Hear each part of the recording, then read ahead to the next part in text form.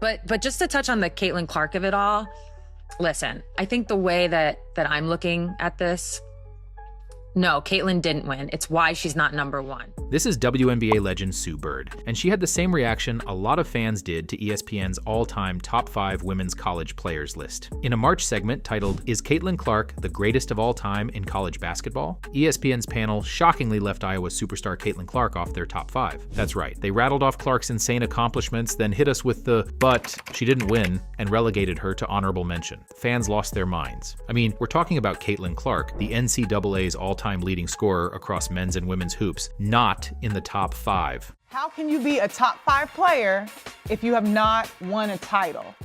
Here's the panel's argument. Since Caitlin hasn't won a championship, they axed her from the list. To put that in perspective, by that logic, journeyman Bill Wennington, who has 3 NBA rings with the 90s Bulls, would have a better chance of ranking on a top NBA players list than Charles Barkley or Karl Malone. Okay, that's extreme, but you get the point. A championship is all that's missing from Caitlin's college resume, and using that as a be-all, end-all struck a nerve with fans. Sue Bird is about to drop some much-needed common sense on this debate, but this whole fiasco also highlights the reality of what Caitlin Clark will need to do to silence the haters, the bitter folks who keep moving goalposts to deny her the credit she's earned. And this might be the year it happens, sending those haters on a one-way trip to Tissue Town. So let's get into it. And if you believe Caitlin's about to prove the doubters wrong, go ahead and smash that like button. Okay, let's recap what went down. ESPN posted an 11-minute video where 3 analysts debated the greatest women's college players ever. The thumbnail and title hyped Caitlin Clark. Naturally, fans assumed she'd be on that list. The only question was, how high? They hyped up Caitlin's accolades. Because the way she has dominated the record books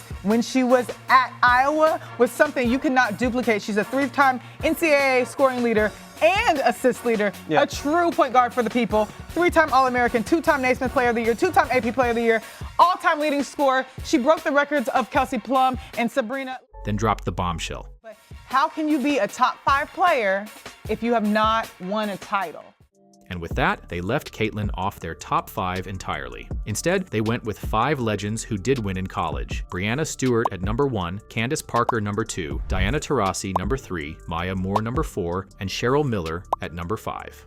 Now those are all phenomenal players with shelves full of trophies. Breanna Stewart, for example, has one of the most decorated college careers imaginable. 4 NCAA titles and 4 Most Outstanding Player awards at UConn.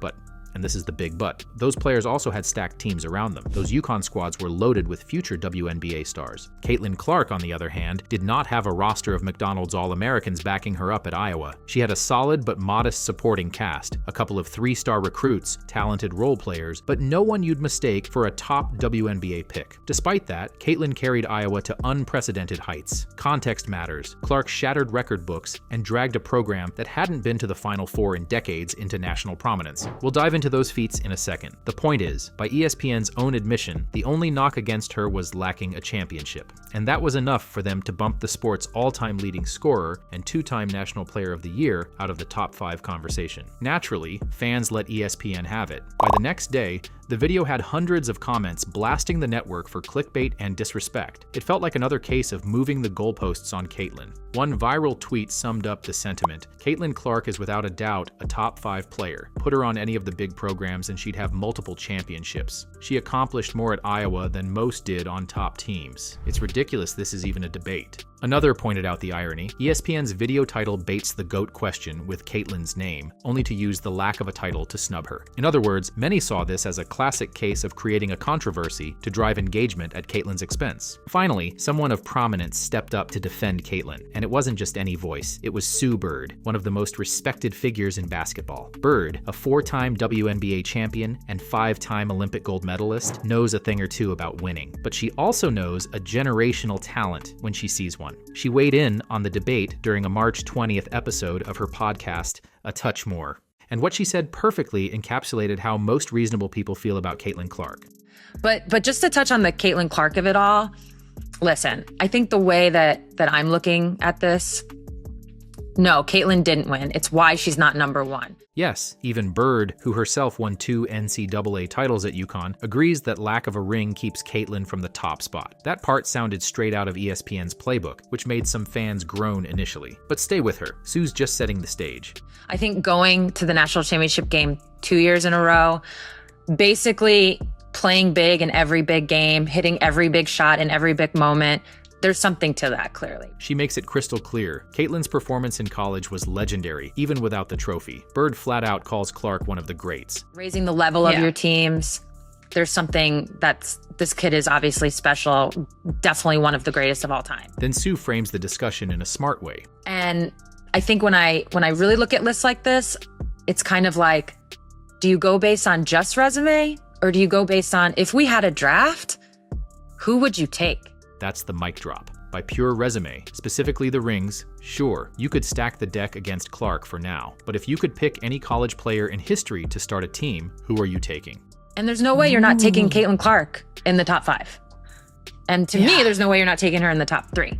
In Sue Bird's eyes, Clark is top 3 all time. Bird stops just short of saying who she'd bump down, but the implication is clear. Caitlin is right up there with the Taurasis, Parkers, and Stewarts of the world, championship or not. Bird's balanced take was a breath of fresh air. She gave Caitlin her flowers without completely dismissing the importance of winning. Not everyone will agree with putting Clark ahead of some older legends, but Bird laid out the case perfectly. The only thing Caitlin hasn't done is win a title, and if you're drafting pure talent and impact, she's easily among the top choices ever. Context matters, and Sue Bird provided the context that ESPN's segment ignored. Think about what Caitlin Clark actually did at Iowa. In 2023, she led a so-called mid-team, not a traditional powerhouse, to the national championship game, taking down juggernauts along the way. She dropped 41 points in a Final Four upset of undefeated South Carolina in 2023, single-handedly outdueling a team full of future WNBA draft picks. Here's Clark. A deep one. You bet! Caitlin Clark!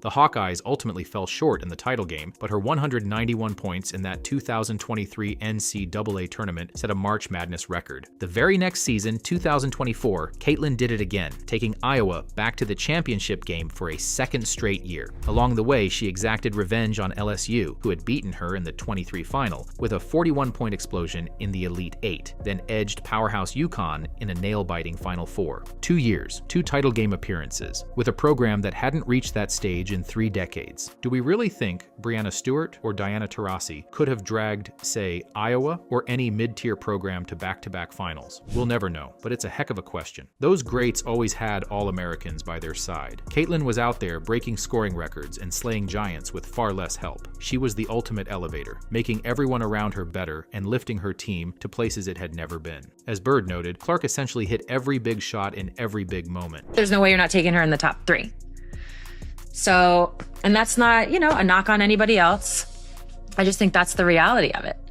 Remember how I said I suspect Sue was hedging a bit? I'm not putting words in her mouth, but let's read between the lines. By grouping Clark in a generic top 3, Bird stayed diplomatic. She didn't have to specify whom Caitlin might rank above or below. My gut says if you asked Sue off the record, who would you rather build a team around, Caitlin Clark or any other college player ever? She's taking Caitlin, and she wouldn't be alone. I mean, be honest. If you could choose one college version of a player to start your team, would you really pass up the walking highlight reel who can drop 40 from the logo and make every pass imaginable? But Bird, ever the savvy vet, couched it with, she didn't win because that remains the lone chip for the naysayers. And that really speaks to what Caitlin will have to do to silence the haters. She's gotta win it all. Bird used the winning criterion as a slight caveat, but everything else she said effectively demolished the idea that Clark isn't already an all-time great. The only ammo left for critics is no ring, no GOAT. And you can bet Caitlin hears that loud and clear. And Angel Reese knows a ring is coming. We saw this dynamic play out in the media and online all last year. The rivalry with LSU's Angel Reese became a whole storyline centered on a championship. Reese's team beat Clark's in the 2023 NCAA final, and Angel famously taunted Caitlin with John Cena's "you can't see me" gesture and a ring point. Cue the narrative. Angel Reese denied Caitlin a championship. She got a ring before Caitlin ever did. By some people's logic, that automatically vaulted Reese above Clark. It's all in good fun, but underlying it is this narrative crutch. Yeah, Caitlin's amazing, but she doesn't win the big one. And honestly, at this point, winning is the assignment. The crazy part is, the only reason we're even having a GOAT debate about a 23-year-old is because Caitlin's already accomplished so much. She finished her college career as the NCAA's all-time leading scorer, men or women. She's a 2-time National Player of the Year, 2023 and 2024. She holds basically every NCAA tournament record short of cutting down the final net. By popular definitions of greatness, to end the conversation, she needs that championship. And she knows it. The good news? It could happen sooner than you think. After completing her legendary college run, Caitlin took her talents to the WNBA in 2024 as the #1 pick. With the first pick in the 2024 WNBA draft, the Indiana Fever select Caitlin Clark, University of Iowa. First overall pick of the Indiana Fever. All she did in her rookie season was win Rookie of the Year, make all WNBA first team, and turn a former 5-31 team into a playoff contender. Wheeler finds Clark from the logo.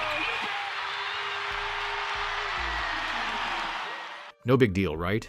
She set the WNBA's single-season assist record and even recorded the league's first ever 30-point triple-double as a rookie. First triple-double for a rookie, Caitlin Clark has it. Indiana, which hadn't sniffed the postseason in 8 years, went 20-20 and snagged a playoff berth.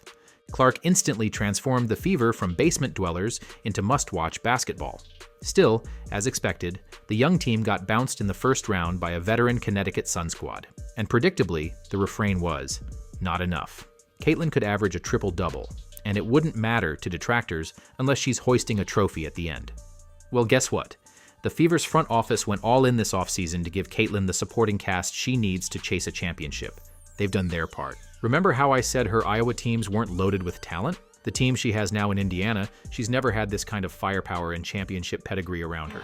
DeWanna Bonner has never scored 40 in a game. She could do it right there. 41 for DeWanna Bonner. Over the winter, Indiana added veteran champions at key spots. They signed 6-time All-Star DeWanna Bonner, who has 2 WNBA titles on her resume. They brought in forward Natasha Howard, a 3-time WNBA champion known for her defense and experience. They even picked up guard Sydney Colson, another 2-time champ, to bolster the bench. On top of that, Indiana traded for sharpshooter Sophie Cunningham and re-signed their own scoring star, Kelsey Mitchell. Oh, and they hired coach Stephanie White to lead this squad. Talk about adding championship DNA. The difference is night and day. 1 year ago, Caitlin was essentially leading an average at best team. Now, heading into 2025, the Fever have multiple players who know what it takes to win it all. Last season, Indiana's starting lineup had next to no playoff experience before Clark dragged them into the postseason. This year, they'll take the court with decades of combined playoff savvy.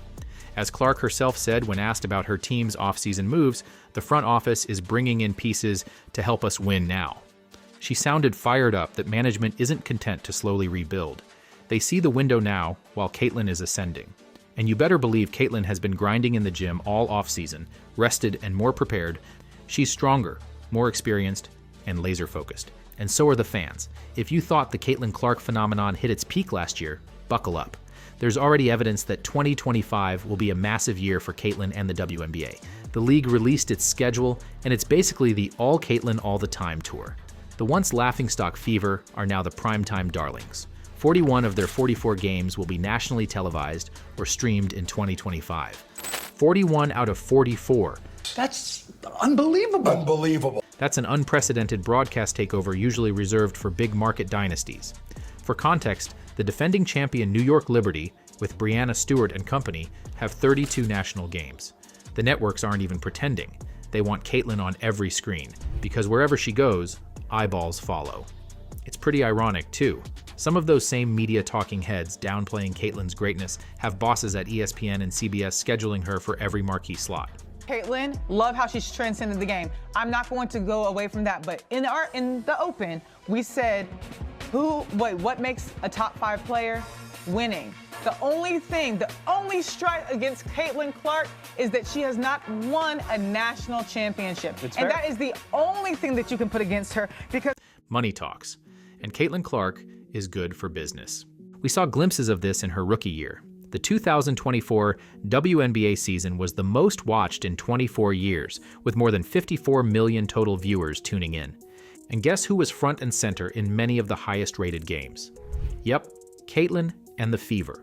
A regular season Fever game on ABC drew 2.23 million viewers, and another on CBS hit 2.25 million. Those are NBA-level TV numbers for a WNBA game. Absolutely insane, historically. In fact, the Fever became such a draw that other teams literally started moving home games to bigger arenas to accommodate the crowds. At least 6 different WNBA teams announced they're shifting their Fever games to NBA-sized venues. For example, the Dallas Wings moved a June matchup against Indiana to the 20,000-seat American Airlines Center. The Chicago Sky moved 2 games to the United Center, capacity 21,000. Even the Atlanta Dream upgraded to State Farm Arena, 17,000-plus seats, for Clark's visit, though they humorously tried to claim it was due to a scheduling conflict at their usual arena. Sure, Atlanta, a conflict. The Caitlin Clark effect is very real, and it's only growing. She helped draw a crowd of 55,646 fans to an outdoor exhibition at Kinnick Stadium, the largest attendance ever for a women's basketball game. She's selling out WNBA arenas night in and night out. Indiana's preseason ticket sales and merchandise are through the roof. By midseason 2024, the league had already seen its highest total attendance in 22 years, and 2025 is poised to smash even those records. We've only begun to see what happens when you inject a superstar like this into women's basketball's ecosystem. And oh man, if Caitlin goes on a deep playoff run, don't even get me started. We got a taste in 2024. Her first-round playoff game against Connecticut drew a staggering 2.54 million viewers at its peak, actually higher than the average viewership of the WNBA Finals, 1.57 million that year. Imagine her in a WNBA Finals series. The hype, the storylines. It would be off the charts. It'd likely set new TV records and bring a whole new wave of fans to the sport. That's the kind of exposure the league has dreamed of for years. And it's all there for the taking. At the end of the day, by the usual standards of greatness, yes, Caitlin Clark needs to win a championship to shut everyone up. And she embraces that. The only reason we're even having that discussion, while she's so early in her pro career, is because she's already in the GOAT conversation. She's already achieved things players 10 years her senior could only dream of. She is, by far, the biggest thing to happen to women's basketball in a generation. Maybe ever. There are definitely some people who are a bit envious or resentful of her rapid rise and massive impact. But now the Fever have done their part building a contender, and Caitlin has done hers in transforming into an even better player. Some shots. 45 blocks last year, Clark for 3! Defend and stop other teams from scoring. Oh, last year Indiana was 10th in pace. Christy Sides telling us Clark rattles her second 3. So while Caitlin continues electrifying audiences nationwide with logo 3s and no-look dimes, she's got another job, silencing the haters. The only way to do that is to keep winning, to make the naysayers play by their own rules. If the requirement to be the GOAT is a ring, fine, she'll go get one. Then what will they say? Once she's holding that championship trophy, whether it's a WNBA title, an Olympic gold, or both, that last crutch of criticism falls apart. The debate will be over, and everyone will have to finally admit her greatness in full. Sue Bird sees it. We all see it. Caitlin Clark is a generational talent and a winner at heart. The clock's ticking until she proves it on the ultimate stage. So, what do you think? Is this the year Caitlin adds champion to her resume and ends the discussion for good? Let me know in the comments. Thanks for watching, and we'll catch you next time.